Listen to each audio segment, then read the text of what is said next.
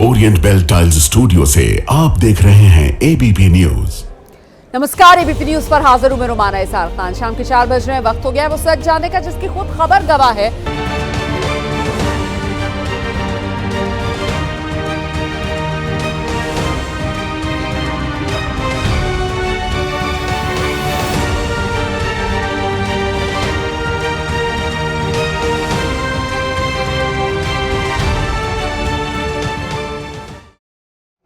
आइए विस्तार से अब खबरों का रुख करेंगे। बात देश की सबसे अमीर महानगर पालिका यानी बीएमसी के चुनाव की हम करने जा रहे हैं। बीएमसी का बॉस कौन बनेगा, इसका फैसला जनता 15 जनवरी को मतदान से कर देगी। लेकिन जनता को लुभाने के लिए, रैलियां करने के लिए, रोड शो करने के लिए नेताओं के पास बस आज का ही दिन बचा है और अब तो बस कुछ घंटों का ही इंतजार बाकी है। तो बीएमसी चुनाव के प्रचार का आज आखिरी दिन है और अब तो प्रचार खत्म होने में करीब 1.25 घंटों का वक्त ही बाकी। जीत के लिए हर पार्टी ने, हर नेता ने प्रचार में पूरी ताकत झोंकी है और आज आखिरी दिन, इन आखिरी घंटे में भी एड़ी चोटी का जोर नेताओं की तरफ से लगाया गया। बीएमसी चुनाव के लिए प्रचार के आखिरी दिन मुंबई में जो डिप्टी सीएम है एकनाथ शिंदे, उन्होंने रोड शो किया है। उद्धव ठाकरे ने अपनी पार्टी और राज ठाकरे की पार्टी के उम्मीदवारों के लिए वोट मांगे हैं। आदित्य ठाकरे ने रोड शो किया है। वादों की झड़ी हर तरफ से लगाई जा रही है। तो देखिए कैसे आदित्य ठाकरे, अमित ठाकरे एक साथ रैली करते हुए, ये दिग्गजों ने आज जो जोर लगाया उसी की अलग अलग तस्वीरें आपके सामने हैं। एकनाथ शिंदे का रोड शो हुआ आज डोंबिवली इलाके में। उद्धव ठाकरे रैली करते हुए नजर आए, आज सड़क पर उतरे। आदित्य ठाकरे का रोड शो, साथ में अमित ठाकरे उनके नजर आए। महायुति का मैजिक दिखेगा क्या? कौन बनेगा बीएमसी का किंग? ठाकरे बंधुओं का दाव चलेगा क्या?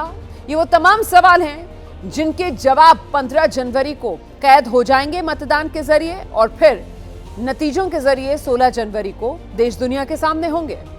बीएमसी का रण है फिलहाल और प्रचार के ये आखिरी क्षण है फिलहाल।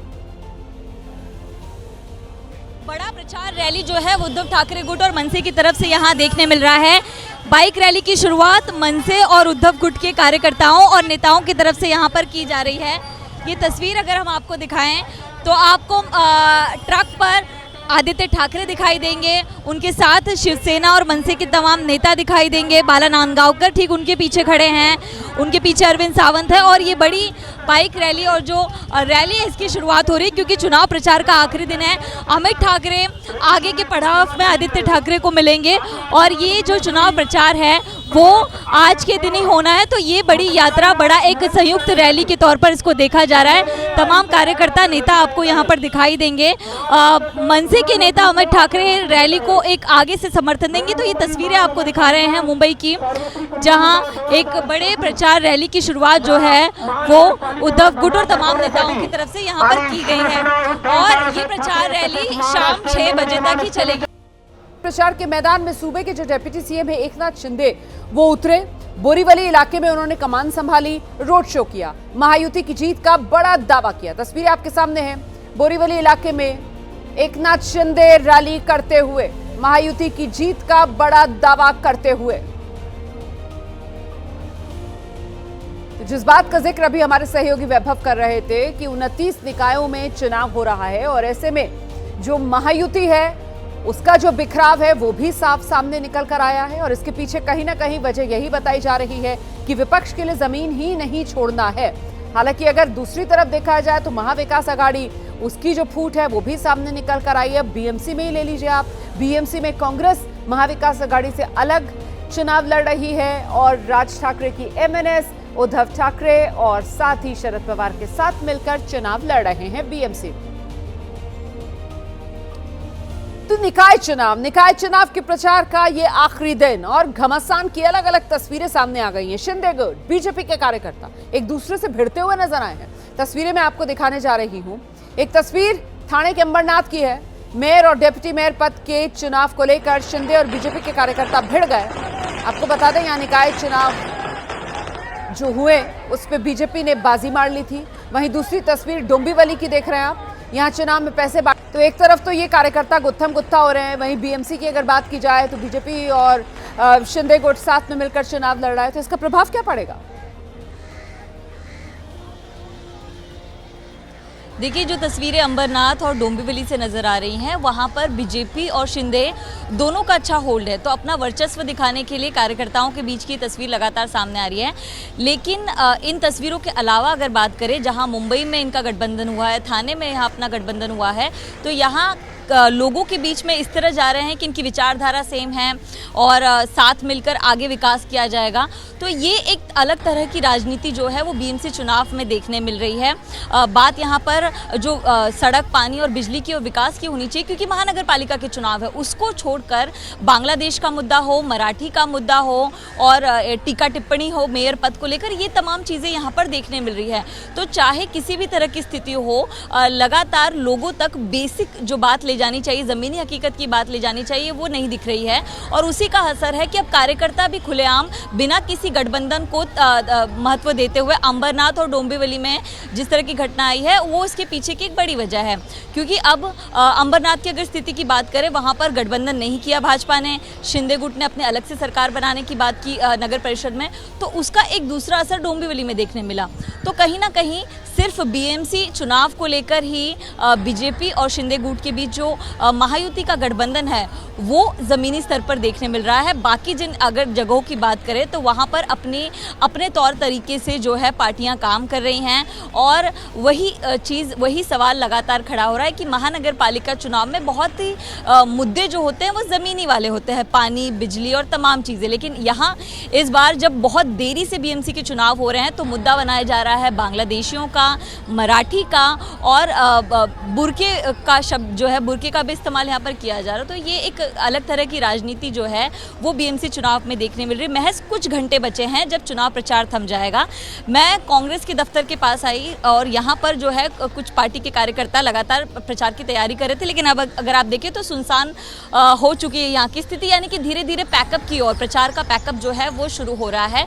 और मुंबई के कई इलाकों से वैसी तस्वीर सामने आई, क्योंकि चुनाव आयोग ने कहा है कि आपको 5:30 से 6 बजे के करीब अपने जो चुनावी सिंबल हैं उनको भी ढक देना है, किसी तरह के आपके पार्टी के जो झंडे हैं वो भी बाहर नहीं होने चाहिए। तो जो चुनाव प्रचार की क्लोजिंग की तस्वीर जो है वो अब सामने आने लगी है। लेकिन ऐसे में अपनी पूरी कोशिश, कुछ बचे हुए घंटों में पूरी कोशिश जो है बड़े चेहरे और बड़े नेता लगातार कर रहे हैं। एकनाथ शिंदे ने बोरीवली में रैली की, उसके बाद अब भाईखला की तरफ उनकी एक सभा है। उद्धव ठाकरे लगातार शाखा विजिट कर रहे हैं, राज ठाकरे पुणे में मौजूद है, अजित पवार पुणे में है, सुप्रिया सुले मुंबई में शाखाएं घूम रही हैं, लोगों से मिल रही हैं। तो तरह तरह की तस्वीर सामने आ रही है। युवा ठाकरे, अमित ठाकरे, कुल मिलाकर ये कह सकते हैं कि चुनाव प्रचार के अलग अलग रंग आज प्रचार के आखिरी दिन और चंद आखिरी घंटों में देखने के लिए मिल रहे हैं। चुनाव सिर्फ बीएमसी में ही नहीं, बल्कि बीएमसी समेत महाराष्ट्र में 29 नगर निकाय हैं जिसके लिए चुनाव हो रहा है। 15 जनवरी को जिनके लिए मतदान होगा, उन्हीं में से एक नागपुर भी है और वहां प्रचार करने के लिए खुद मुख्यमंत्री देवेंद्र फडणवीस पहुंचे। आप जानते हैं नागपुर से ही आते हैं देवेंद्र फडणवीस, उनका गृह जिला है और यहाँ पर आज प्रचार के आखिरी दिन बाइक रैली करते हुए देवेंद्र फडणवीस नजर आए। तस्वीरें आपके सामने, बाइक पर सवार देवेंद्र फडणवीस नागपुर की सड़कों पर बीजेपी के लिए वोट मांगते नजर आए निकाय चुनाव में।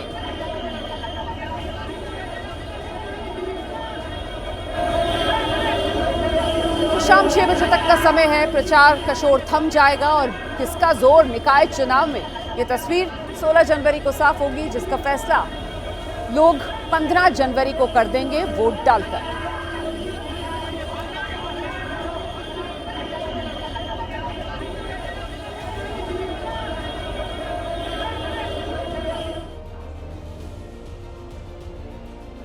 आगे बढ़ेंगे। बिहार के छपरा में लापता हुए 11 साल के बच्चे की हत्या के बाद शव मिलने से भारी हंगामा और बवाल हुआ है।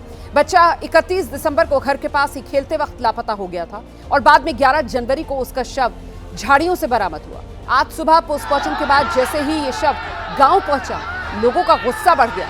हजारों की संख्या में ग्रामीणों ने नेशनल हाईवे 722 पर शव रख दिया बच्चे का, सड़क जाम कर दी। नाराज गाँव वाले हत्या के खुलासे और आरोपियों की गिरफ्तारी की मांग पर अड़े हैं। जाम की वजह से दोनों तरफ हाईवे पर कई किलोमीटर तक वाहनों की लंबी कतार लग गई। हालात को काबू करने के लिए कई थानों की पुलिस को मौके पर पहुंचना पड़ा। पुलिस को देखकर ग्रामीणों का गुस्सा और भड़क गया। इस दौरान उपद्रवियों ने 2 बोलेरो, एक पुलिस बस को भी क्षतिग्रस्त किया है। पथराव हुआ, यहाँ पर पत्थर चले हैं। तस्वीरें आपके सामने हैं, देखिए कैसे पुलिस को निशाना उपद्रवियों ने बनाया है। बच्चे की मौत को लेकर नाराज ये ग्रामीण, लेकिन इन्होंने पुलिस को ही निशाने पर ले लिया। नेशनल हाईवे पर शव रखकर प्रदर्शन कर रहे थे। वहां लंबा जाम लग गया दोनों तरफ नेशनल हाईवे के। जब मौके पर अलग अलग थानों की पुलिस पहुंची तो फिर इन उपद्रवियों ने पुलिस को ही निशाने पर ले लिया। पुलिस की गाड़ियों को भी नहीं छोड़ा, उन पर भी पथराव हुआ।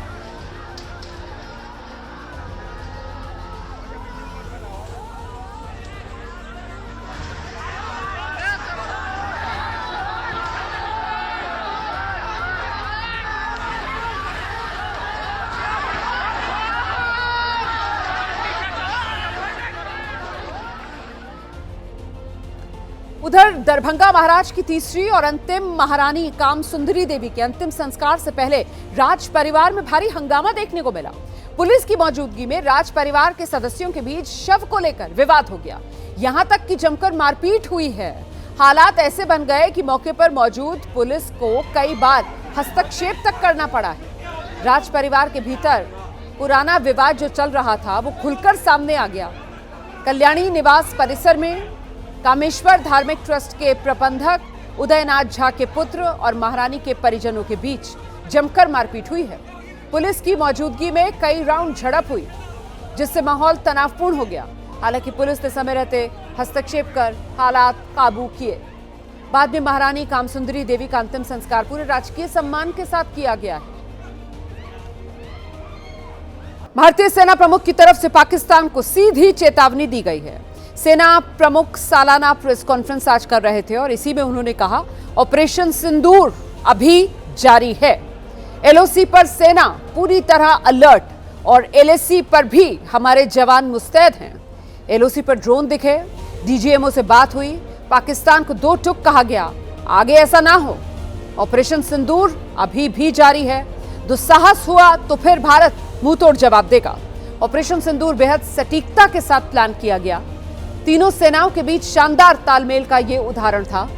ऑपरेशन सिंदूर ने आतंकवादी ढांचे को गहराई तक तोड़ा। पाकिस्तान की परमाणु धमकियों की हवा निकल गई। 8 एक्टिव टेरर कैंप्स, 150 आतंकी होने की सूचना, जहां लगातार नजर बनी हुई। कोई हरकत अगर हुई तो फिर एक्शन होगा। जम्मू कश्मीर में सकारात्मक बदलाव दिख रहे हैं। 2025 में 31 आतंकी ढेर हुए, ज्यादातर उनमें से पाकिस्तानी थे। ये तमाम बातें इस प्रेस कॉन्फ्रेंस में सेना प्रमुख की ओर से कही गई। Prevail. In this backdrop, Operation Sindoor, India's calibrated and resolute response to cross-border terrorism, demonstrated our readiness, precision and strategic clarity. अब सिंदूर ऑन है। टेररिस्ट कैंप के हालात का मैं ये बताना चाहूँगा कि जितनी खबर हमारे पास है, तकरीबन 8 कैंप्स अभी भी हमारे ऐसे नॉलेज में हैं जो कि एक्टिव हैं, जिसमें से 2 तकरीबन आईबी के अपोजिट हैं और 6 एलसी के अपोजिट हैं। और इन कैंप्स में हमारी तरफ से अगर देखा जाए तो तकरीबन 100 से 150 लोग हो सकता है वहाँ पर बैठे हों। तो इसलिए हम उसके नज़र रखे हुए हैं, उसकी खबर कोशिश करते हैं हासिल करने की, और अगर कोई ऐसे दोबारा हरकत हुई तो हम ज़रूर उसको, जो हमारा इरादा है, हम उसको ज़रूर अंजाम देंगे।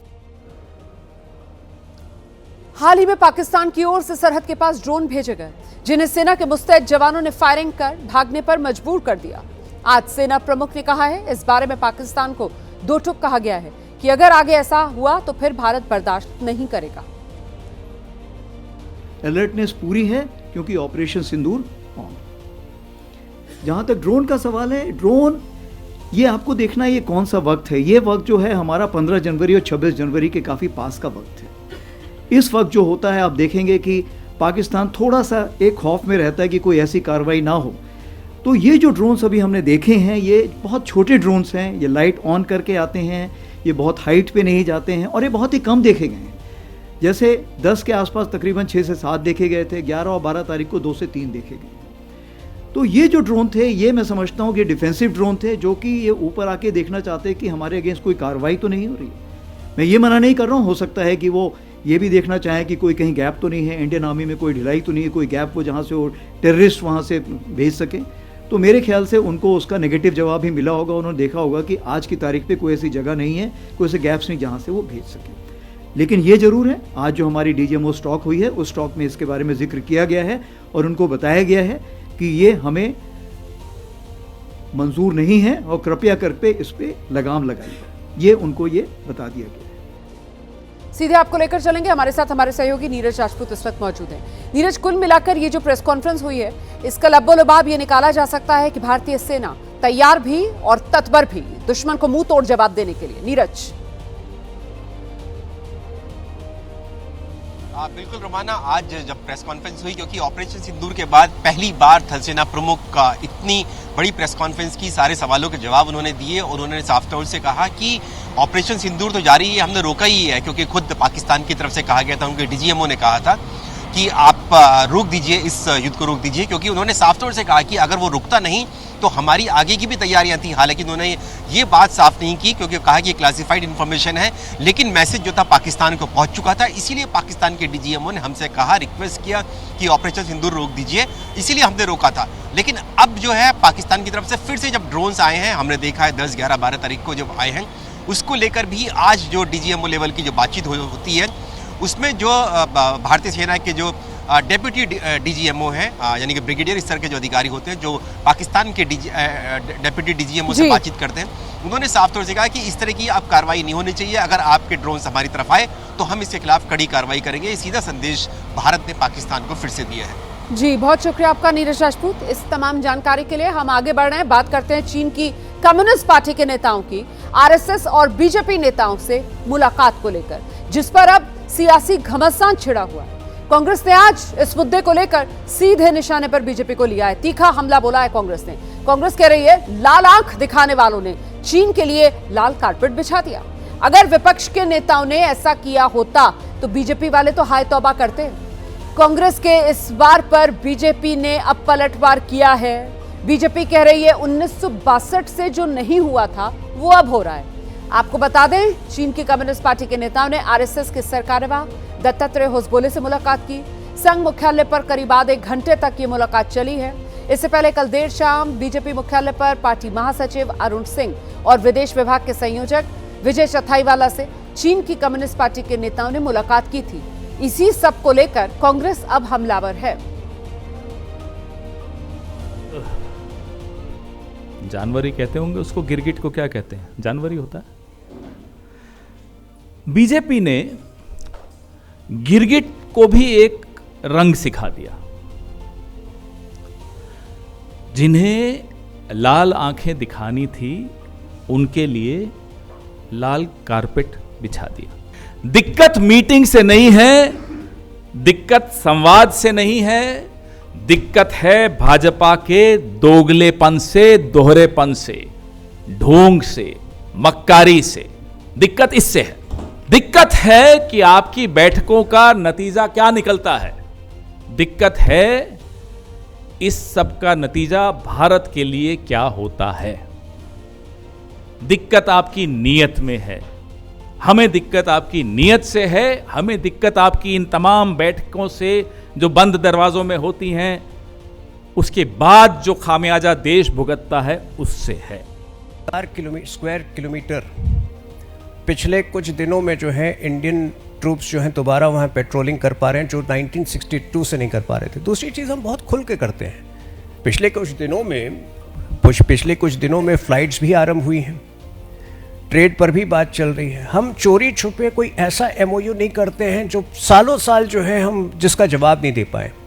एक फॉर्मल मीटिंग्स होती हैं जब स्थिति बेहतर होती है, और यह एक फॉर्मल मीटिंग का प्रक्रिया था। जब हमारे ट्रूप्स ने अरुणाचल में ढकेल कर वापस एक इंट्रूशन को समाप्त किया था, तो उस समय भी राहुल गांधी ने झूठ पेडल किया था, कहा था कि हमारी सेना के लोग पिटे गए हैं। जब डोकलाम हो रहा था तो राहुल गांधी चाइनीज एम्बेसी में बैठकर, तो राहुल गांधी की तुलना ही हमारे लोग से नहीं करनी चाहिए। राहुल गांधी ने जो किया है उसके बाद उन्हें अधिकार ही नहीं है कि वो हमारी विदेश नीति पर सवाल उठाए।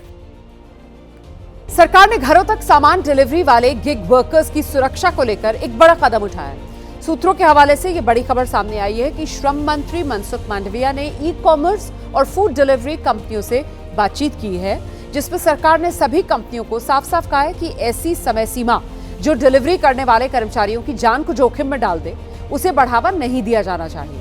माना यह जा रहा है कि 10 मिनट में डिलीवरी जैसे वादों को लेकर जो विवाद उठ रहा था, जो सवाल उठ रहे थे डिलीवरी पार्टनर्स की हड़ताल के बाद, अब सरकार ने ब्लिंकिट, ज़ेप्टो, स्विगी, ज़ोमैटो जैसी कंपनियों से चर्चा की है। कंपनियों से कहा गया है कि वो अपने विज्ञापन, ब्रांडिंग और सोशल मीडिया से 10 मिनट डिलीवरी, 10 मिनट्स डिलीवरी की बातों को हटाएं।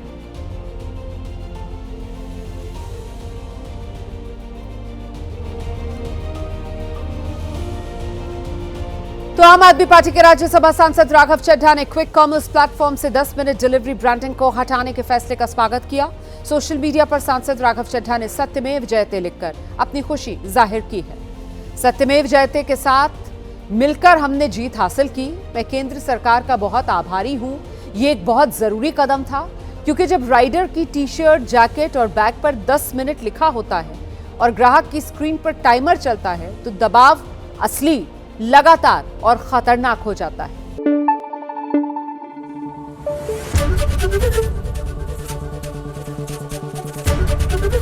एबीपी न्यूज आपको रखे आगे।